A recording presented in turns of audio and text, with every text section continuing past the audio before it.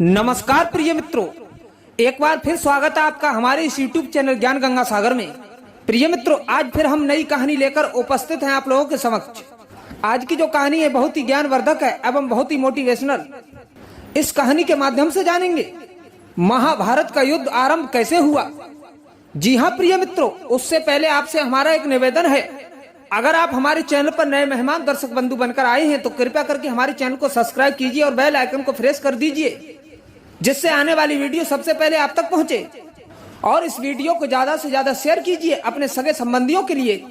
कहानी कोई भी हो, कोई भी प्रसंग हो, उसे अवश्य पूरा सुनना चाहिए। तो बने रहिए हमारी वीडियो की समाप्ति तक। आपका ज्यादा समय न लेते हुए चलते इस कहानी की तरफ। महाभारत युद्ध में दोनों पक्षों की सेनाओं का सम्मिलित संख्या बल 18 अक्षौणी था।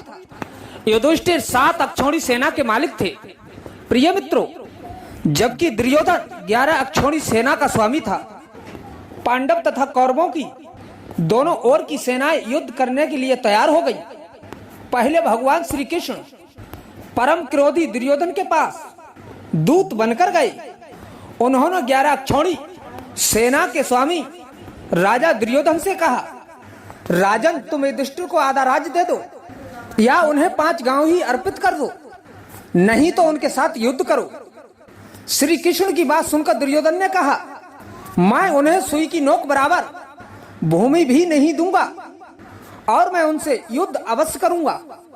ऐसा कहकर वह भगवान श्री कृष्ण को बंदी बनाने के लिए उद्यत हो गए। उस समय राज्यसभा में भगवान श्री कृष्ण ने अपने विशाल रूप का दर्शन करा के दुर्योधन को भयभीत कर दिया। फिर विदुर ने अपने घर ले जाकर भगवान का पूजन और सत्कार किया। तुरंत वे युधिष्ठिर के पास लौट गए और बोले, महाराज आप दुर्योधन के साथ युद्ध कीजिए। प्रिय मित्रों, दोनों सेनाओं के महारथी युद्ध से पूर्व पांडवों ने अपनी सेना का पड़ाव कुरुक्षेत्र के पश्चिमी क्षेत्र में सरस्वती नदी के दक्षिण तट पर बसे समंत पंचक तीर्थ के पास हिरण्यवती नदी के तट पर डाला। कौरवों ने कुरुक्षेत्र के पूर्वी भाग में वहां से कुछ योजन की दूरी पर एक समतल मैदान में अपना पड़ाव डाला। दोनों ओर के शिविरों में सैनिकों के भोजन और घायलों के उपचार की उत्तम व्यवस्था थी। हाथी, घोड़े और रथों की अलग व्यवस्था थी। हजारों शिविरों में से प्रत्येक शिविर में अधिक मात्रा में खाद्य सामग्री, अस्त्र शस्त्र, यंत्र और कई वैद्य और शिल्पी वेतन देकर रखे गए।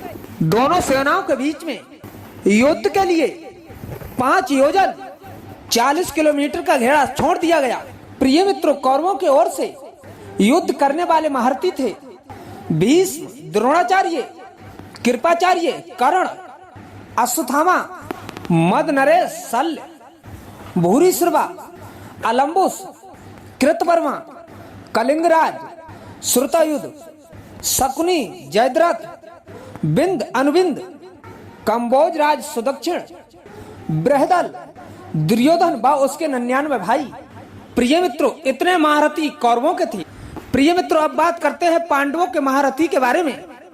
जबकि पांडवों की ओर से भीम, नकुल, सहदेव, अर्जुन, युधिष्ठिर और द्रौपदी के 5 पुत्र सात्विकी, उत्तमौजा, विराट, द्रुपद, धृष्टद्युम्न, अभिमन्यु, पांड्यराज, घटोत्कच, शिखंडी, युतुसु, कुंतीभोज, सैब, अनूपराज, नील आदि प्रमुख महारथी थे।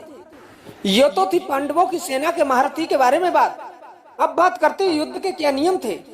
पितामह भीम की सलाह पर दोनों दलों ने एकत्रित होकर युद्ध के नियम बनाए। उनके बनाए हुए नियम ये थे, प्रतिदिन युद्ध सूर्य उदय से लेकर सूर्य अस्त तक होगा। सूर्य अस्त के बाद युद्ध नहीं होगा। रथ वाला योद्धा रथ वाले से युद्ध करेगा, हाथी वाला योद्धा हाथी वाले से युद्ध करेगा और पैदल वाला योद्धा पैदल वाले से युद्ध करेगा। और एक वीर के साथ एक ही वीर युद्ध करेगा, दूसरा युद्ध नहीं कर सकता। भय से भागते हुए या शरण में आए हुए लोगों पर अस्त्र शस्त्र का प्रहार नहीं किया जा सकता। जो वीर निहत्था हो जाएगा उस पर कोई अस्त्र नहीं उठाया जाएगा। युद्ध में सेवक का काम करने वाले पर कोई अस्त्र नहीं उठाया जाएगा। इसके बाद में प्रिय मित्रों, युधिष्ठिर और दुर्योधन की सेनाएं कुरुक्षेत्र के मैदान में जा डटी। अपने विपक्ष में पितामह भीष्म तथा आचार्य द्रोण आदि गुरुजनों तथा सगे संबंधियों को देखकर अर्जुन युद्ध से विरत हो गए। तब भगवान श्री कृष्ण ने उन्हें गीता का उपदेश दिया। उनसे कहा, पार्थ, भीम आदि गुरुजन शोक के योग्य नहीं है।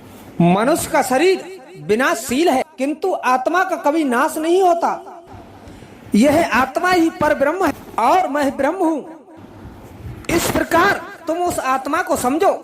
कार्य की सिद्धि और असिद्धि में समान भाव रखकर कर्म योग का आश्रय लेकर क्षत्रिय धर्म का पालन करो। श्री कृष्ण के ऐसे कहने पर अर्जुन रथारूढ़ होकर युद्ध में प्रवृत्त हो गए। श्री कृष्ण तथा अर्जुन सहित सभी ने शंख ध्वनि की और युद्ध आरंभ हो गया। दुर्योधन की सेना में सबसे पहले भीष्म पितामह सेनापति हुए। पांडवों की सेना के सेनापति शिखंडी थे। इन दोनों में भारी युद्ध छिड़ गया। भीष्म सहित कौरव पक्ष के योद्धा उस युद्ध में पांडव पक्ष के सैनिकों पर प्रहार करने लगे और शिखंडी आदि पांडव पक्ष के वीर कौरव सेनाओं को अपने बाणों का निशाना बनाने लगे। कौरव और पांडव सेना का वह युद्ध देवासुर संग्राम हो गया। आकाश में खड़े होकर देखने वाले देवताओं को भी बहुत भयानक मालूम पड़ रहा था। इधर भीष्म ने 10 दिनों तक युद्ध करके पांडवों की अधिकांश सेना को अपने बाणों से मार गिराया। प्रिय मित्रों, तो इस प्रकार से कौरव और पांडवों का युद्ध प्रारंभ हुआ। कैसी लगी आज की कहानी हमें कमेंट बॉक्स में अवश्य बताएं। मिलते हैं नेक्स्ट वीडियो में, तब तक के लिए जय श्री कृष्ण, जय श्री श्याम।